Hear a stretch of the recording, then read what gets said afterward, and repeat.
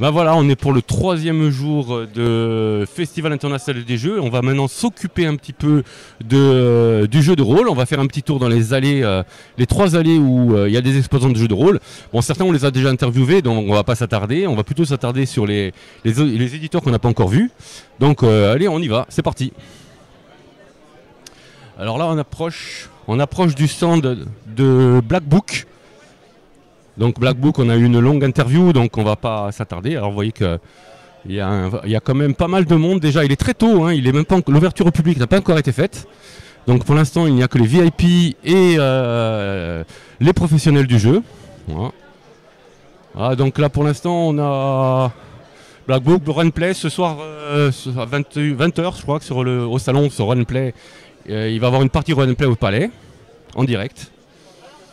Voilà. Voilà, donc vous avez toute la gamme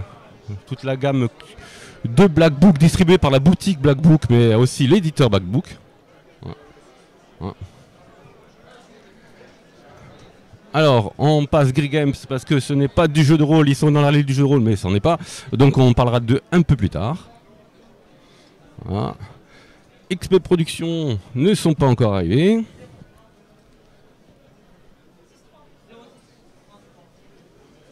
Ah, on va passer sur Lug Micro Macro. Alors je ne sais pas si vous connaissez Lug Micro Macro, c'est un excellent jeu qui avait gagné le prix et où on doit retrouver, vous voyez qu'on doit retrouver des personnages disparus, enfin des enquêtes au sein d'une ville et avec des petits détails à trouver avec une petite loupe. Alors là on va avancer, on se rapproche. Alors on va s'approcher du Plumier des Chimères. Voilà. Voilà, le Plumier des Chimères qui est éditeur de jeux de rôle et de livres-jeux. Bonjour.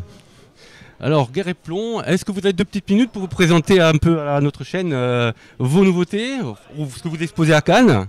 Oui, tout à fait. Alors, on connaît Fableland, si vous pouvez nous dire un petit peu de quoi il s'agit. Alors, Fableland, c'est un monde ouvert, tout simplement. Donc avec une carte, hop, où on parcourt, chaque livre en fait est une région. Ouais.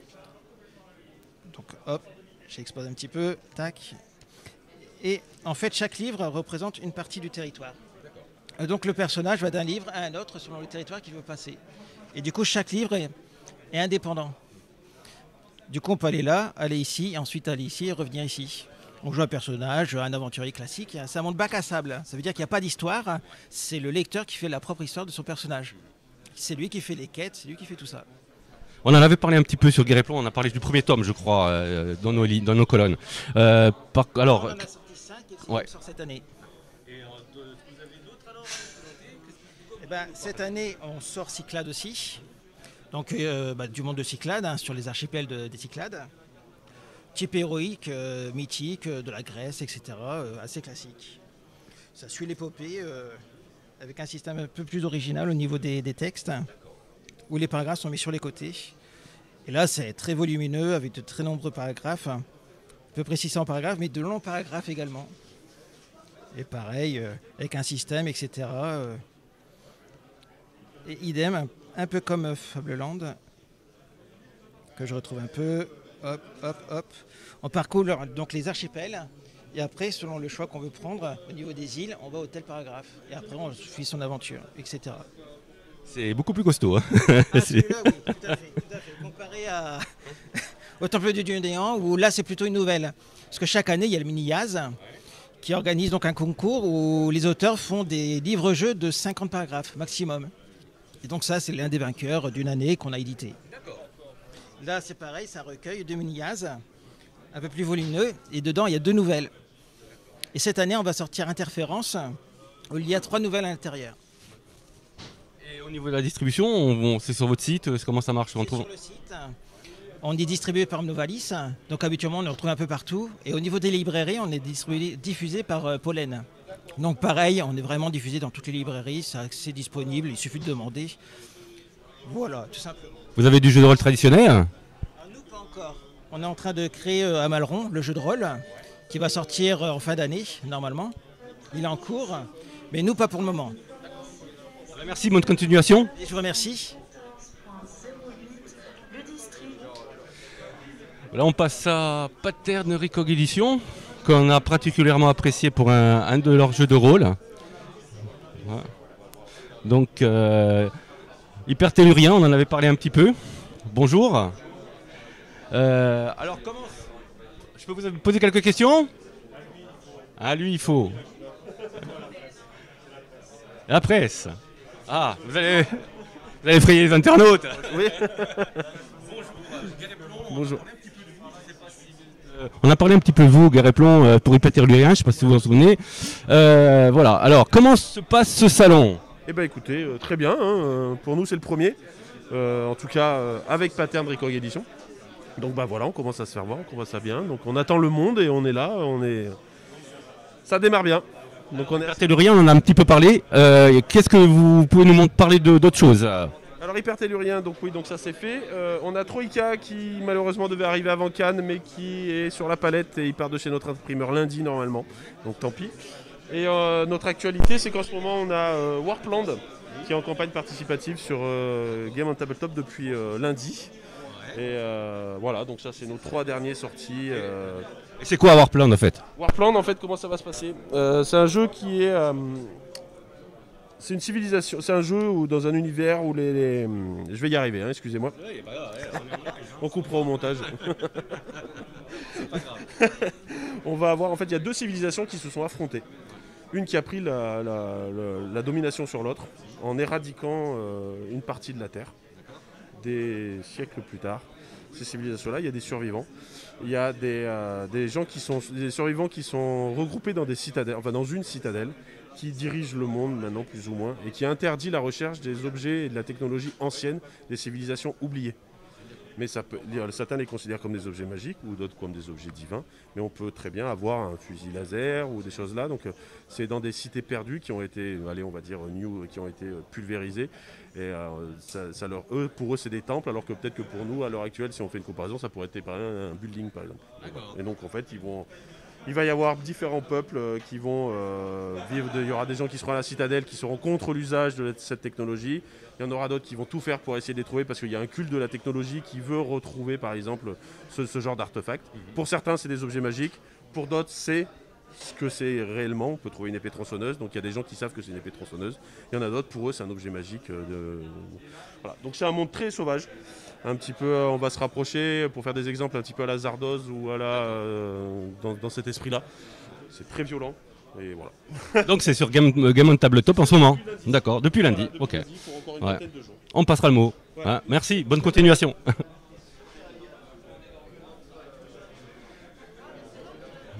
Là c'est Chaco, donc c'est du Wargame, on les a interviewés il n'y a pas longtemps.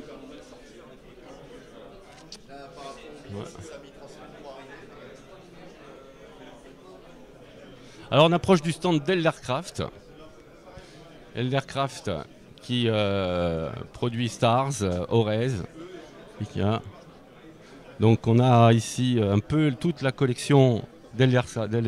Voilà. Donc on a Orest. On a Tulioter, Aria. Ouais. Bonjour. Bonjour, vous avez deux petites secondes pour Guéréplon? Pas de problème. Donc, bon, déjà, comment se passe le festival au bout de 3 jours? Vous en êtes où? Très bien, ça va super bien. Il y a plein de gens, tout le monde est content, c'est super. Ouais. Donc qu'est-ce que vous présentez en ce moment là? Donc ça c'est Eldercraft, et donc ici nous avons Orest, donc du jeu fantastique donc dans le spatial, d'accord, du space opéra. Ici pareillement c'est Stars, on va jouer un explorateur qui est perdu dans l'espace. Nous avons Aria qui est ici, qui est un jeu médiéval fantastique issu de l'actuel play de Fibre Tigre. Voilà. Ensuite là nous avons, donc ça c'est du jeu de rôle classique. Voilà. Nous avons ici des RPG Books. C'est un concept nouveau qui consiste en fait à, c'est à la fois un livre dont vous êtes le héros, c'est à la fois un jeu de rôle et c'est aussi à la fois un livre qui nous permet de jouer à plusieurs en MJ tournant où chacun va lire le chapitre et passer de chapitre en chapitre. La boîte permet en fait, dans la boîte, dans le coffret, il y a des dés qui nous permettent de jouer directement. Et les livres en fait permettent de faire une partie à plusieurs personnes. Vous avez 2 livres. Il y en a un qui s'appelle Out There, qui est tiré du jeu vidéo Out There. donc c'est Exil, et vous avez Innsmouth, qui est en fait un livre qui a été écrit par Maxime Ledin, qui est le traducteur de Lovecraft en France, et donc qui a fait donc le RPG Book se base sur la ville d'Innsmouth, et en fait on aborde toute la ville, même des zones qui n'ont pas forcément été explorées dans les romans de Lovecraft, et ça nous permet de jouer dans la ville un peu comme le début du roman, mais en fait ça nous permet d'explorer plus que dans le roman. Voilà. Donc on peut se promener dans la ville, découvrir des zones, etc. Voilà. En plus, il faut le signaler, c'est aussi une œuvre d'art, parce que j'ai eu l'occasion de jeter un petit coup d'œil, c'est magnifique, hein, c'est super beau. Ouais, non, franchement, c'est super beau. Bon, déjà, vos produits en général, ils sont super jolis. Et bon, Cthulhu Hauser, c'est quand même particulièrement réussi hein, au niveau du produit. Alors, à part ça, bon, à part sur le salon, on peut vous trouver vos jeux, si on les veut, on les trouve où? Alors, les jeux sont disponibles sur le site d'Eldercraft, dans les boutiques. Voilà, donc sur le site internet d'Eldercraft. Après, dans toutes les boutiques de jeux de rôle de France, quoi. Classique quoi. Voilà. Rien de particulier. Ah bah écoute, merci, hein, merci à toi pour nous avoir présenté un petit peu à nos internautes ta gamme. Bon, on a déjà parlé de quelques-uns de tes jeux, on va l'avouer sur Guerre et Plomb, de vos jeux, ouais, voilà, de vos jeux. Voilà. Moi je suis un des auteurs, voilà. je suis un des artistes qui travaillent sur le truc, ouais. Et qui fait la mise en page. Ouais. Et qui répond aux questions de Guerre et Plomb. Alors là, on approche du stand des 12 singes, bon, éditeur bien connu, hein. Il n'y a pas encore grand monde parce qu'apparemment les auteurs ne sont pas encore arrivés, il est très tôt, mais bon, on fait ça tôt parce qu'après on ne peut même plus passer dans les allées. Donc on va vous montrer un petit peu ce qu'il y a sur le stand des 12 singes. Donc vous avez toute la gamme ici de Wasburg, des oubliés, voilà. Pax Elfica, Logos. Il y a des parties de démo qui ont été faites hier, un membre du Guerre et Plomb justement a joué. Vous avez Néphilim. Ouais. Et bon, Cthulhu Hack.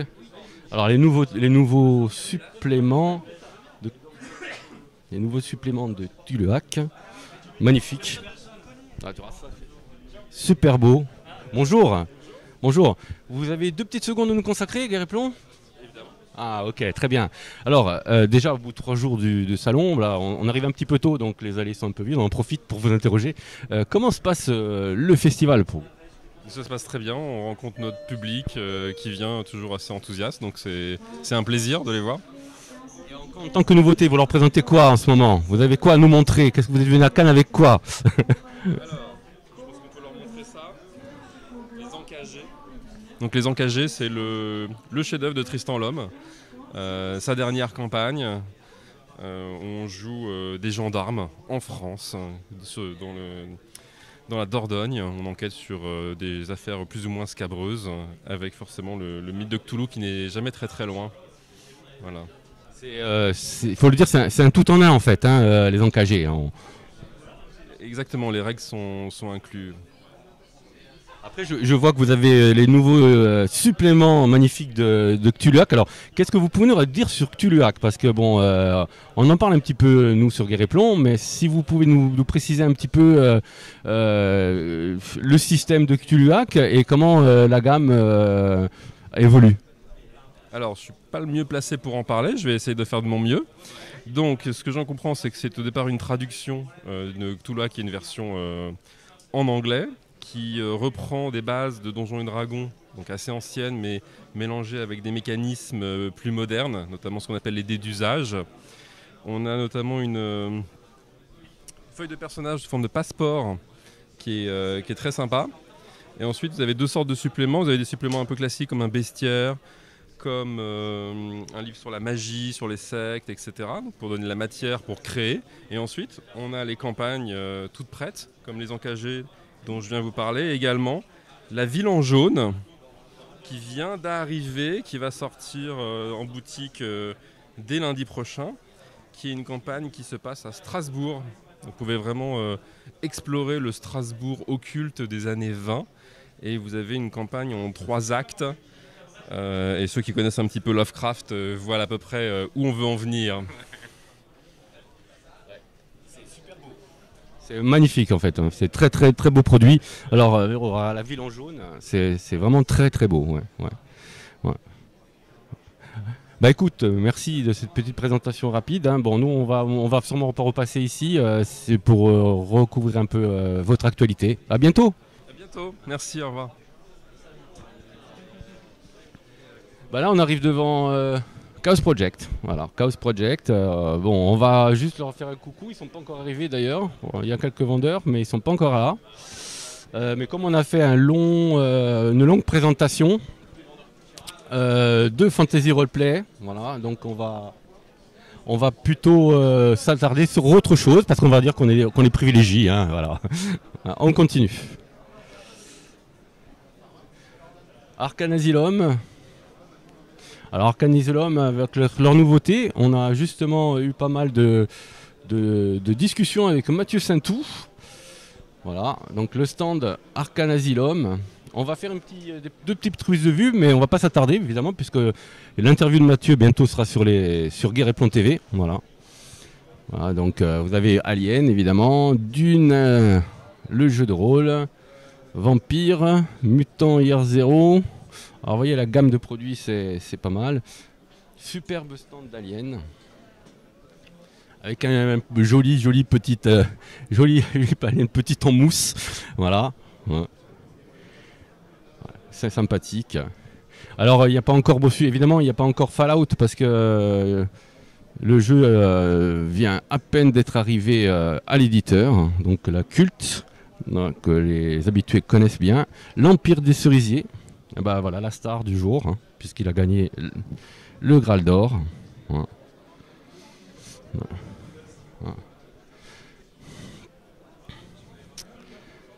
Forbidden Land qui sera bientôt disponible.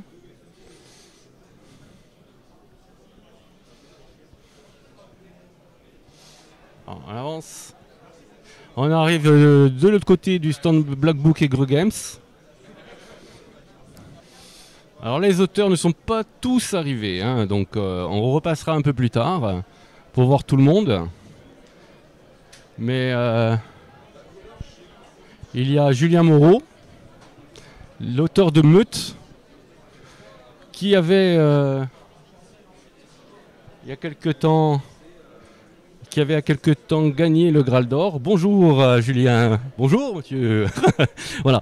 Julien, est-ce qu'on n'a pas eu l'occasion de parler trop de toi sur Guerre et Plomb? Est-ce que tu pourrais nous dire deux mots, si Mathieu, 2 secondes, sur Meute? Alors, qu'est-ce que tu peux nous raconter sur Meute? Bon. Mais je ne te cherche pas, hein.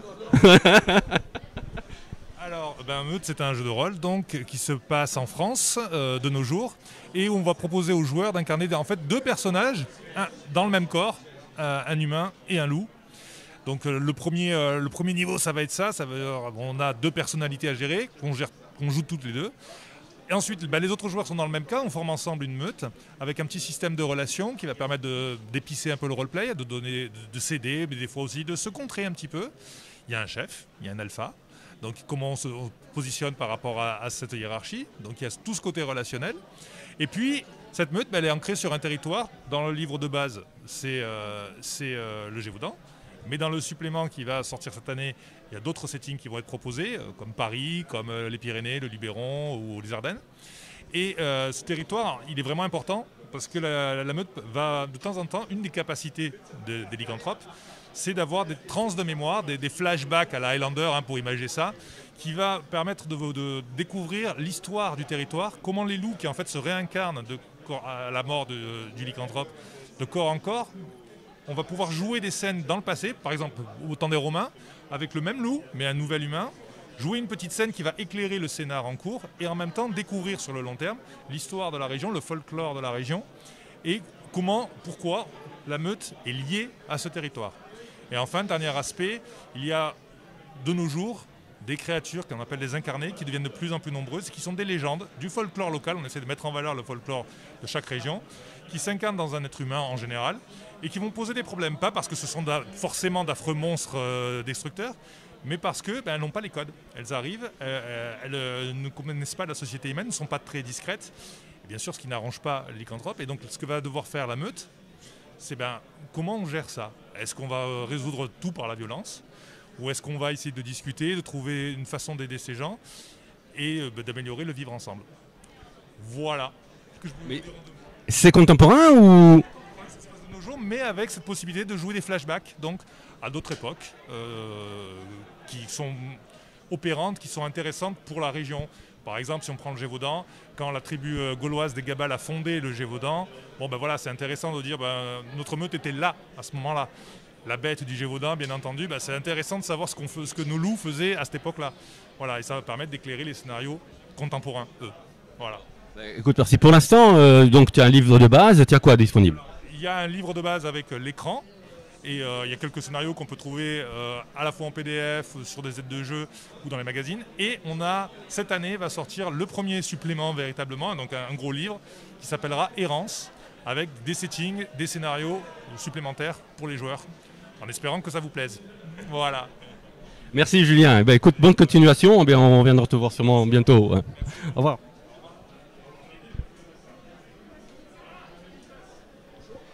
Bonjour. Alors, Jafera. Je suis Trikitov. Ah oui, bah tu sais, en fait, avec les masques, moi je reconnais. Bon, on a déjà eu l'occasion de se discuter ensemble, puisque voilà. Donc, moi, t'as même vu au Graal d'Or sur la scène hier. Ouais, c'était très émouvant. Merci. Voilà. Donc, qu'est-ce que tu nous présentes sur ton stand là? Alors, donc moi, je suis un auteur qui travaille pour différents studios. Donc là, il y a un peu un panel des jeux auxquels j'ai participé, Nautilus, Awaken, Colonial Gothic, Aquablue, voilà. Là, j'ai d'autres projets en cours, dont Donjons et Chatons qui sortira chez le studio Dead Crow. Voilà, donc moi je participe à différents projets, dans différentes équipes, pour différents studios en tant qu'auteur. Voilà. On a essayé de tirer des informations terribles à Studio Dead Crow hier pendant l'interview, sur Donjons et Chatons, ils n'ont rien dit. Chatons, ça avance bien. Hein. Tous les textes ont été rendus. Nous, alors en fait, on travaille avec Clément de Ruyter, qui est le dessinateur, qui a l'univers de Donjons et Chatons dans la tête et dans ses mains. Et avec John Grumpf, on a développé véritablement cet univers et différents points.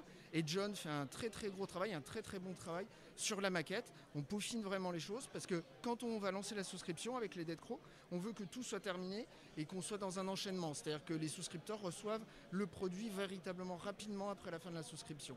Et puis Clément refait vraiment les dessins au cordeau, reprend chaque illustration. Avec John, on a fait un gros boulot sur les textes. John est vraiment très pointilleux au niveau de la maquette. On veut une maquette très attractive, pédagogique aussi, quelque part, puisque le jeu s'adressera à la famille dans son ensemble. Donc on va avoir un jeu vraiment fun, vraiment actif. Merci Trikitov, et puis bon, bonne continuation de salon. D'ailleurs, au niveau de ces 3 jours, si tu peux faire un petit bilan au niveau du jeu de rôle ici, moi j'ai trouvé qu'il y avait une belle évolution. Il y a de l'énergie. Moi, ce que j'ai vraiment apprécié, je remercie le Graal d'ailleurs, c'est d'avoir donné aux auteurs un vrai espace pour montrer les produits, mais aussi faire des démos. Parce que derrière, j'ai animé de l'Aquablue, j'ai animé du Colonial Gothic. Là, ce matin, j'attends des joueurs pour animer de l'Awaken. Non, il y a de l'énergie. Voilà, quand on voit les tables de démo aussi chez les éditeurs comme Black Book, etc., il y a du monde. Voilà, le jeu de rôle est présent et ça fait du bien de retrouver le festival. Ça fait du bien. Ouais, je t'ai vu animer des parties hier, je me demande comment tu tiens. C'est un métier, c'est un métier. Ouais, mais c'est un plaisir aussi. Aller à la rencontre des joueurs, présenter ces univers, le travail que l'on forme en équipe. Parce que c'est ce que j'aime vraiment dans la création en jeu de rôle, c'est le travail en équipe, la confrontation des idées. Chacun mène son savoir-faire, sa compétence. Non, le jeu de rôle, c'est une magnifique énergie. Voilà. Donc faut venir à Cannes, faut venir au Fige. Ouais, tout à fait. Il y a du monde, ça va. Ouais. Écoute, merci. À bientôt. Ouais, au revoir. Alors là, nous arrivons maintenant. Alors ça s'est un peu plus rempli. On a fait une petite pause. On a fait quelques incartades dans d'autres stands pro. Là, on revient au jeu de rôle. Alors vous voyez déjà, il y a plus de monde. Alors on est devant le stand. Alors là c'est Omega, Insectopia. Alors je ne sais pas s'il y a Florent. Je ne le vois pas. Alors là vous avez des exemples. Vous avez Omega. Alors Insectopia, on en a parlé sur le site. On a longuement parlé sur le site. Maintenant là il y a des parties de démo qui sont organisées pour Omega. C'est le nouveau jeu de science-fiction. Voilà, chez Odonata. Alors on continue un petit peu notre tour. Alors là, ça s'est rempli. Sous le règne de Cthulhu. Alors, sous le règne de Cthulhu, il n'y a pas l'auteur. Il a dû la faire une pause parce qu'il est midi. Voilà, donc... Alors, Architectis, c'est un magazine. Voilà. Voilà, qui est nouveau magazine de jeux de rôle. Il en est à son 4e ou 5e numéro, je crois. Je ne sais plus exactement. Voilà, c'est un magazine qui traite du jeu de rôle en général. Voilà. On va continuer peut-être un petit peu vers Arcania, par là-bas. Il y a un petit peu de monde. Ça s'est bien rempli. Alors l'Arcania, c'est le jeu de rôle clair-obscur. Ouais. Voilà. Donc, j'ai tapé dans la caméra, c'est rien. Donc Arcania, c'est le jeu de rôle clair-obscur. Alors, bonjour. Est-ce que vous pouvez nous expliquer un petit peu ce qu'est Arcania ? Alors Arcana, c'est un jeu de rôle médiéval fantastique, clair-obscur, sur le néon. Donc il y a une volonté vraiment de s'inscrire dans des couleurs un petit peu... qui font ressortir cet univers-là, puisque en fait Arcana est un monde médiéval fantastique qui veut un petit peu s'éloigner de ce qu'on peut retrouver dans cet univers habituellement. On propose des espèces notamment qui s'éloignent de ce qu'on peut trouver comme des nains, des elfes et autres. Et également, on a un système de magie qui est un petit peu plus libre, puisqu'on n'a pas de liste de sorts, on a des catégories de magie. Il y a également une volonté de s'inscrire dans un discours non manichéen. On n'a pas de bien, on n'a pas de mal. On a juste des personnes avec des moralités plus ou moins, on va dire, recommandables. Du coup, on s'inscrit dans un monde où la lumière a été sacrifiée et où donc on a ce visuel clair-obscur qui est rendu et qui est tout un enjeu, puisque le monde a dû s'adapter. Donc on a ces personnages avec de la bioluminescence qui se développe, etc. Voilà. Il est disponible le jeu ? Alors non, le jeu est encore en prototype, il va être présenté à un concours en septembre. Il y a aussi une volonté transmédia qui s'inscrit dans ce projet, puisque donc, vous voyez ici, vous avez le prototype qui est présenté pour une petite campagne d'initiation, et il y a la volonté de développer des supports autour de cela, notamment par exemple ici il y a un court-métrage qui a été réalisé, il y a des nouvelles écrites qui sont proposées également. Bientôt peut-être de nouveaux contenus visuels. Il y a un groupe qui existe dans l'univers du monde, qui existe également dans la réalité et qui propose des musiques. Voilà, donc D'accord. Un univers qui se veut multiple. D'accord. Bah écoute, merci. On va essayer de suivre ça, votre actualité. Voilà. On va revenir vers vous pour avoir des autres missions. Ouais. Ok. Merci.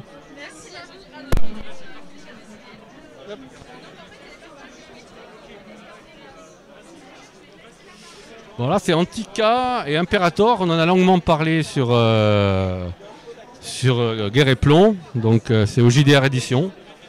Voilà. Alors donc là apparemment ils sont très occupés. Voilà.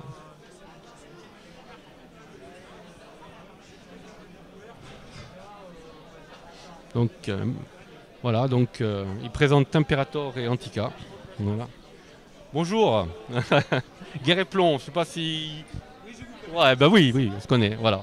Donc on fait un petit tour des éditeurs. Alors, je peux te poser une petite question ?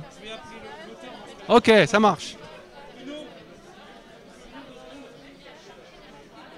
Pas longtemps. Bonjour, Nicolas de Guerre et Plomb, je sais pas si... voilà, hein. Voilà, c'est bon. Alors, on va juste te poser quelques petites questions avant que tu retournes mener la partie. C'est le 3e ou 4e jour qu'on est là ? Troisième jour. Alors, comment ça se passe Ah bah voilà, alors, qu'est-ce que tu en penses ? C'est la première fois que je viens au FIGE. Je ne m'attendais pas forcément à cette organisation-là, donc j'improvise un petit peu, mais le but c'est de faire découvrir les jeux, de faire jouer en réel les personnes intéressées. Et après ça ne me change pas forcément trop d'autres conventions j'ai pu faire depuis une dizaine d'années déjà. Donc, mais comme c'était la plus éloignée, c'est vrai que je suis venu cette année parce que j'avais 2 jeux en lice. Donc voilà. Tu as des petits trucs à nous annoncer pour Imperator ou Antica et qui va avoir des sorties prochaines. Tu travailles sur quoi en ce moment? Oui, alors pour Antica, on est actuellement encore pendant une semaine en crowdfunding sur le bestiaire, le Mythologica. Donc, là, on a un BAT. Il y a des tests encore à changer, mais ça, c'est le BAT. Et puis pour Imperator, je crois qu'il doit rester peut-être 1 ou 2 jours sur le financement, toujours sur Game On, sur les campagnes Africa, Pompéi et Judée. Qui avait été déjà financé, c'était le Lead Pledge. Et sinon, actuellement, moi je suis en cours d'écriture sur un supplément toujours sur Imperator, sur l'Égypte. Et sont déjà écrits Rome, la Germanie et la vie d'Auguste. Voilà. Bah écoute, merci Bruno, on va te laisser retourner parce qu'ils t'attendent. Hein. Merci, à bientôt, au revoir. Alors on continue un petit peu. Alors là, il y en a qui ne sont pas arrivés, ils ne sont pas levés, je sais pas. Ou alors, non, ils mènent des parties de jeu. Donc on a le stand ici de Myriad avec Maccabée. Donc ils mènent des parties de jeu, elles sont filmées apparemment. Voilà. Ici, pas petite découverte. Bon, on ne sait pas de quoi. Ah oui, Teenage Thunder Fever. Voilà. Alors je n'ai aucune idée ce que c'est. Hémisphère. Voilà. Ah. Voilà, Quantique. Alors l'auteur est en train de diriger une partie là-bas. Voilà. Alors, vous voyez que les auteurs s'impliquent quand même. Hein. Voilà. Chez Posidonia, Chosen One. Voilà. Alors, salut. Bonjour. Guerre et Plomb. Ouais. C'est site de jeux de société en général, jeux de plateau, jeux de rôle, etc. Voilà, on fait tout ça. Voilà.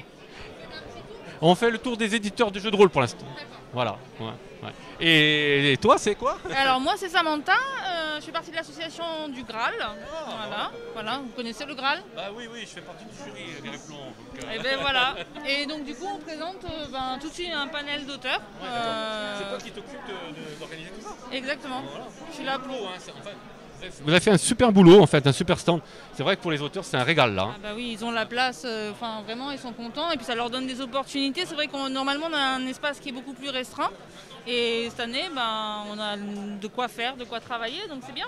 Ouais, c'est bien. Bah écoute, continue de faire ton boulot. Nous, on va passer, on fait un petit tour, puis après on reviendra vers le jeu de rôle. À bientôt. Merci. Alors là, je sais pas, il y a Chosen One, ils sont occupés un petit peu, ils me discutent. Alors, on est passé par là ou pas? Je sais plus. Par là, on était, je ne sais plus.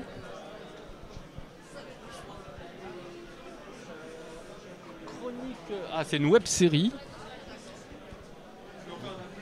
Et après, ici. Alors là, on revient sur le stand Black Book qui est à Montefou. Voilà. Alors voilà ce que donne un peu le stand Black Book aux heures de pointe. Voilà. Ça joue beaucoup, c'est bien. On continue. Donc ici, les apprentis sorciers, on en a parlé sur Guerre et Plomb. Voilà. Dungeon & Co. Voilà. Alors là, en fait, c'est l'armée des sacs à dos. Pardon, on est... Dungeon & Co. Et puis on a Julien qui animait une partie de meute. Voilà, on a fait un petit peu le tour, je pense. On a fait un petit peu le tour, je crois, de ce qui est le jeu de rôle. Le stand Casus Belli, on joue à Savage World, on joue au Chronique oubliée de Tulu, Shadow.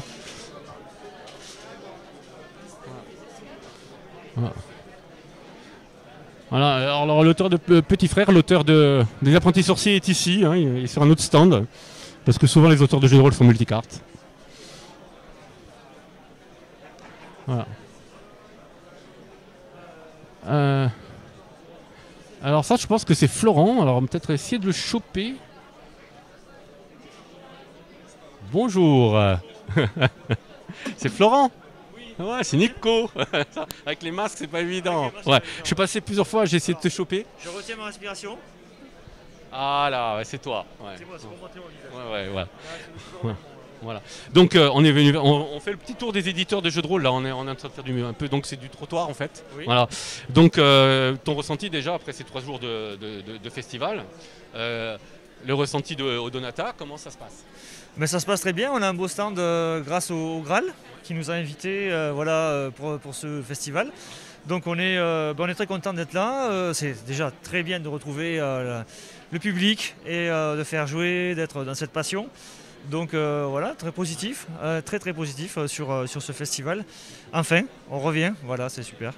Bon alors l'actualité, à ce moment, on a parlé beaucoup de toi sur Guerre et Plomb, on a parlé d'Insectopia, on a parlé d'Omega. Si pour ceux qui sont des distraits, qui lisent pas, qui passent à côté des trucs et tout, qu'est-ce que tu peux nous dire sur ces 2 jeux par exemple? Alors Insectopia par exemple. Alors Insectopia, tu veux la présentation du jeu ou... Je te donne un pitch. Les insectes ont évolué sur une planète et donc ils ont formé des civilisations type médiéval. Et ils croient tous en des dieux animistes, ces insectes. Enfin, insectes évolués, c'est-à-dire qu'ils sont debout sur la patte arrière, c'est humanisé, si tu veux, voilà. Et ils croient en des dieux animistes, et en fait, les myrmides, la pierre des fourmis, découvrent les vestiges de la civilisation humaine, et ils vont comprendre que les humains avaient la science, la technologie, et une religion monothéiste. Ils vont créer le culte des anciens dieux pour les faire revenir ou avoir leur pouvoir. Sauf qu'en fouillant les vestiges de ces anciens dieux, eh bien, ils vont découvrir des techniques, c'est vrai, mais ils vont avoir aussi des mutations, et les êtres vont devenir blafards, les insectes vont devenir blafards, translucides. Donc c'est des mutants en fait qui vivent dans les tréfonds de la Terre. Donc on a une confrontation entre les cultistes qui veulent un ordre nouveau, les animistes qui veulent rester dans un équilibre naturel. Et donc voilà pour Insectopia. On est dans un jeu entre Tolkien quelque part et un jeu de super-héros parce qu'on joue des insectes évolués, on vole, on pique, on mord, on a un exosquelette, on communique avec les phéromones. Voilà. C'est un jeu d'intrigue mais qui se joue c'est un jeu d'aventure aussi.